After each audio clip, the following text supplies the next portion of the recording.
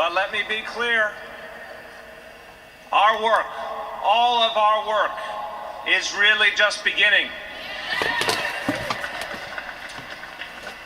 And we have no illusions about the task that lies ahead.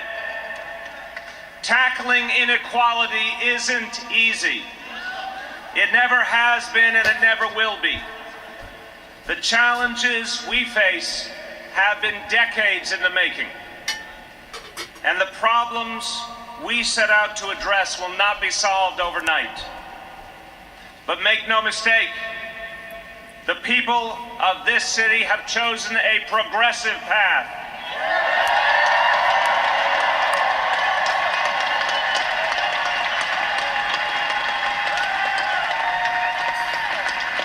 And tonight we set forth on it, together as one city.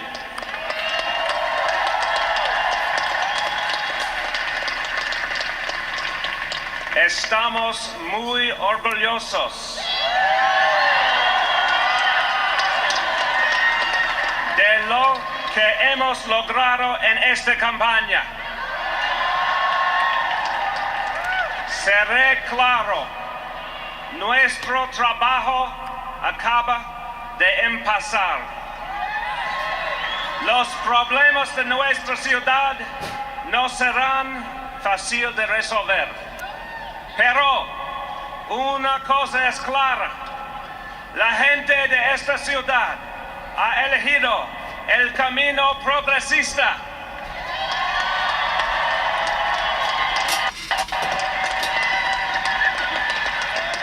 Y esta noche empezamos a caminar juntos como una sola ciudad.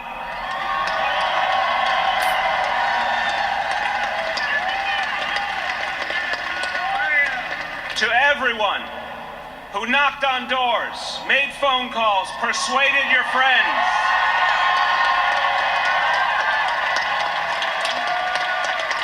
held house parties, or even tweeted about this campaign, this victory is yours.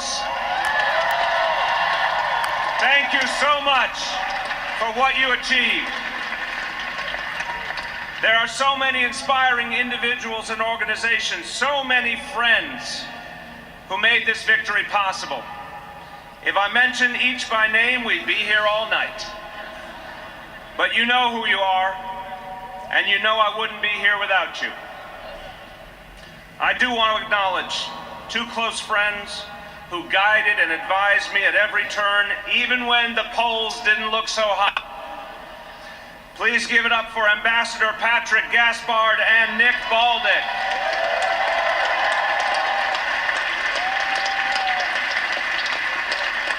And I want to say how grateful I am to Bill Hires and Emma Wolf and the best campaign team this city has ever seen.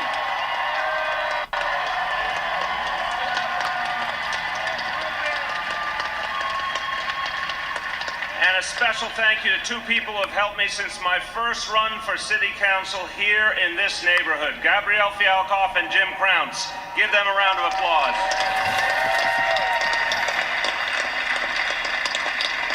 But the people I am most grateful to and most grateful for are standing right next to me. My partner in life, my best friend in the world.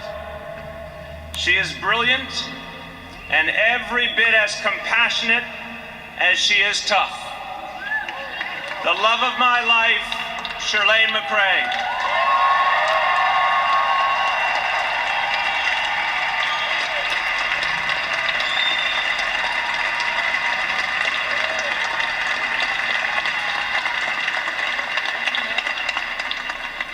And of everything I have to feel fortunate about, I am most lucky, most blessed to be the father of two extraordinary children, Kiara and Dante.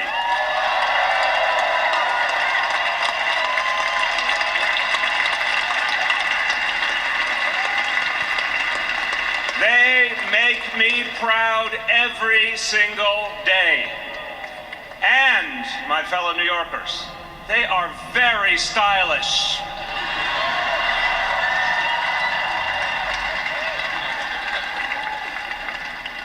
Tonight, I feel the deepest appreciation for generations of my family, including those no longer with us. And a special thank you to my Italian family and friends in Rome and in my grandfather's hometown of Sant'Agata dei Goti and my grandmother's hometown of Grassano. To them I say grazie a tutti.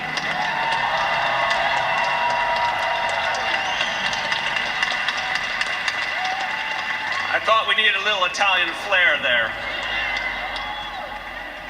Now, earlier this evening, I received a call from Joe Lhota. And even though we have our differences, I know he loves this city as much as I do. And I want to say to everyone whose vote I didn't earn today, I promise that I won't stop working to earn your trust. Now, I've spoken throughout this campaign about a tale of two cities. That inequality, that feeling of a few doing very well, while so many slip further behind. That is the defining challenge of our times.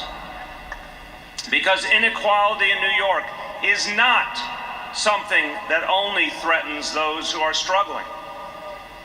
The stakes are so high for every New Yorker, and making sure no son or daughter of New York falls behind defines the very promise of our city.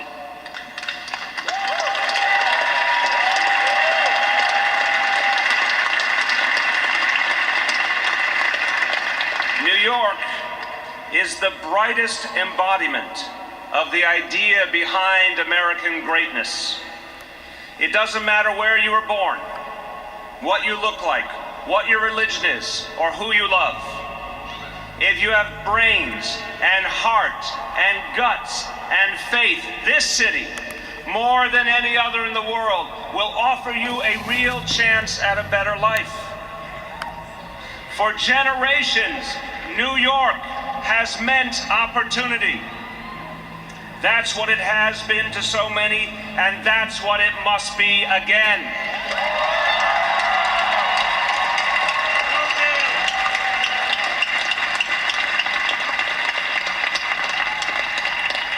It's how immigrants who arrived at Ellis Island, those with nothing to their names but a few bags and high hopes, started businesses that became bedrocks of entire communities.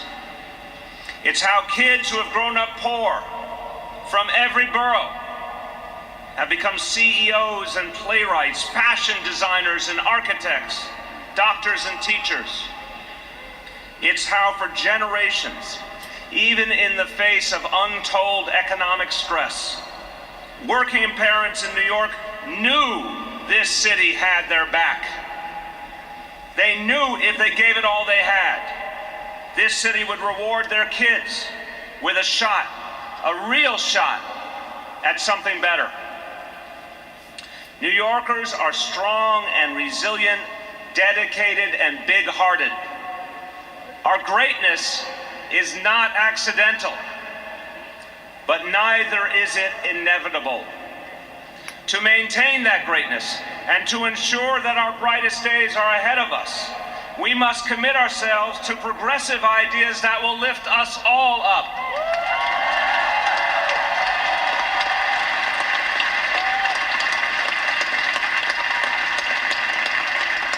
It won't be easy, but it is essential.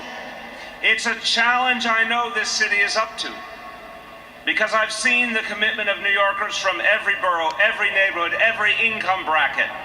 The commitment to rise to this challenge of our time together. The best and the brightest are born in every neighborhood. We all have a shared responsibility and a shared stake in making sure their destiny is defined by how hard they work and how big they dream, and not by their zip code.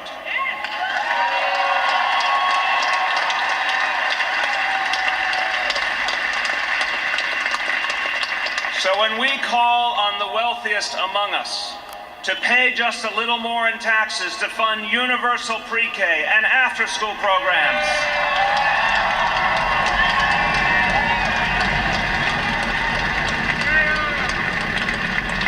we aren't threatening anyone's success.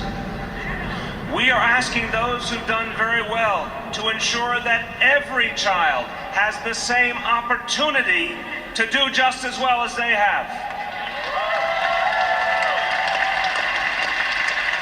That's how we all rise together. Public safety is a prerequisite for the thriving neighborhoods that create opportunity in this city. And so is respect for civil liberties.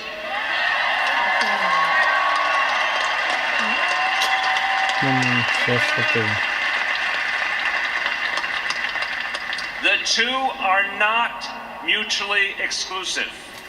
In fact, we must have both.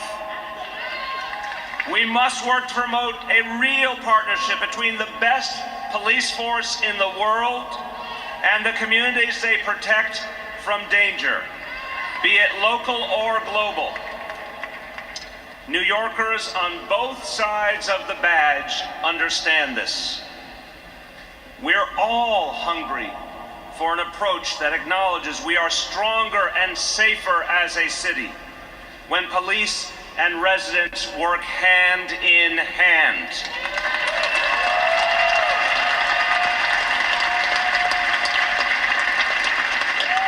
And that's how we all rise together. Opportunity in New York springs from strong neighborhoods. When we demand that big developers build affordable housing, and when we fight to keep our hospitals from becoming luxury condos,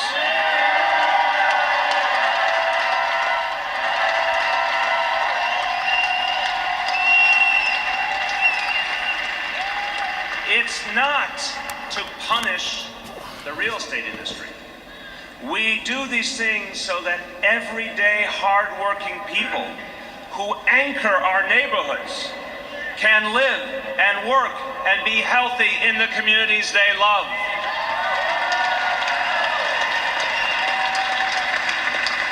And yes, my friends, that's how we all rise together.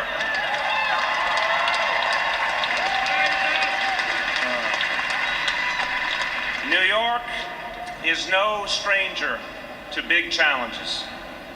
We've faced the depths of the Depression. We've stared down the hateful destruction of terrorists. We've endured the ferocity of gale force winds and surging tides. And each and every time, New Yorkers have faced seemingly insurmountable obstacles with grit and determination and an unyielding commitment to one another. And we have always prevailed.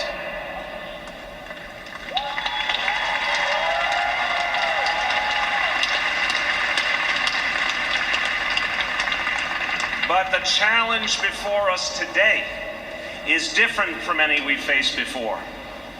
It has no distinct or dramatic catalyst, no insidious face, no electronic image on a radar map. The growing inequality we see, the crisis of affordability we face, it has been decades in the making. But its slow creep upon this city cannot weaken our resolve, and it won't.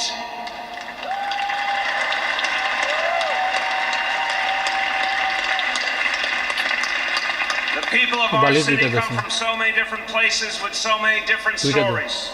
By our nature, we are clear-eyed and realistic. Yet we stand united, united by a shared hope, a shared optimism, a shared faith that there's no problem bigger than our city. No adversity more powerful than the might of our collective ideas and action. New York's resilience is legendary, our toughness is unmatched, and our will is unbreakable.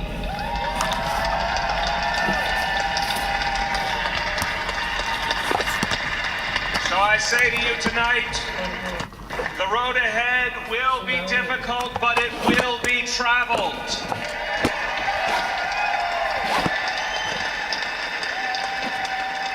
Progressive changes won't happen overnight, but they will happen.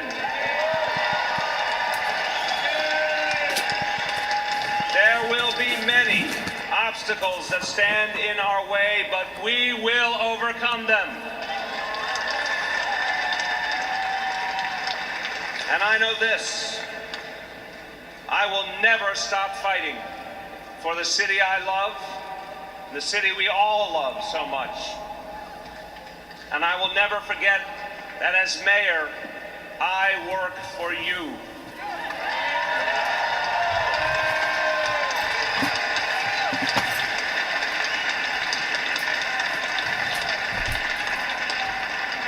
And we as New Yorkers, people whose stories wouldn't be possible anywhere else on earth, we know that we are not defined by the cold steel of our skyscrapers, but by the strength and compassion and boldness of our collective spirit.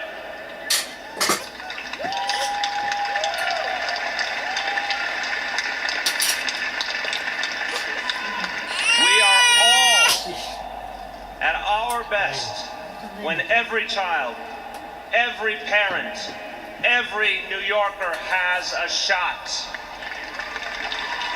And we reach our greatest heights when we all rise together. Thank you, and God bless you.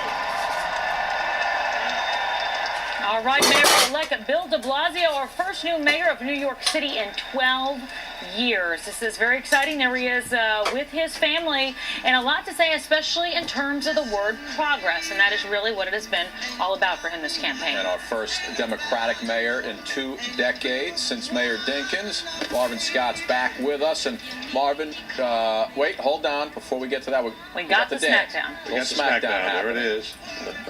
I think we're going to see a lot more of this. I think we are too. Marvin, let's talk about this while we're watching live coverage there. I think it was a strong introduction to the people of New York. He says there's a new direction in New York, and he says he's going to tackle the challenges that have been decades in the making. He pledged that he's going to take on that challenge. He said it's not going to happen overnight, and he said he will keep his promises. He didn't give any specifics. I don't think we expected that tonight. We heard Tale of Two Cities, which we've heard all along through the campaign. I think also this is very significant because he becomes the first progressive mayor in 45, the third progressive mayor in 45 years. You had John Lindsay and David Dinkins, and he is going, the thesis of the progressive movement is to take care of the downtrodden, the poor, all the people who he's talking about, the Tale of Two Cities. Marvin, you talk about New York City. You have such a high amount of billionaires here with people on the edge of poverty. Can anybody really bridge that gap on financial equality like he wants to do, Bill de Blasio? I think it's very difficult. You have 440,000 millionaires, according to the latest count, and he wants to tap into them and said they should contribute more to the haves and the have-nots to help bring about more equality. The rich are getting richer on the backs of the poor in New York, and that's what he wants to end. No question about this one. We said it was going to be a landslide. There's no question at this point, even though last look we were looking at 9% of the precincts reporting. This is a change election. He was the messenger of change, and he articulated it very well. Quickly, let's wrap up. Challenges he is going to face. There's a difference between campaigning and governing. Absolutely. The first challenge he has is to see if he can get that tax through, tax the millionaires. It has to go through Albany. Governor Cuomo has already said it would be dead on arrival, but he says he's speaking to members of the legislature, and it will happen. The second thing, he wants to get the paid leave, that bill to get through. He also has to deal with stop and frisk. The first thing is appoint a police commissioner. And city speaker. All right, Marvin Scott, thank you so much. Bill de Blasio going to be your new mayor of New York City. Of course, Republican Governor Chris Christie wins re-election tonight over Democratic challenger Barbara Buono. So big night for Governor Christie. Certainly is across the board. Our Pix 11 special election coverage does not end tonight. Join us online at pix11.com for all the latest numbers and for further coverage. And on the Pix 11 morning news starting at 4 a.m., Marvin's going to be back joining the show for his analysis in the 8 o'clock hour. Ladies and gentlemen, thanks for joining us. This Election Tuesday, Arsenio is coming up next. Good night, everyone. Closed captioning is brought to you as a public service by Nissan.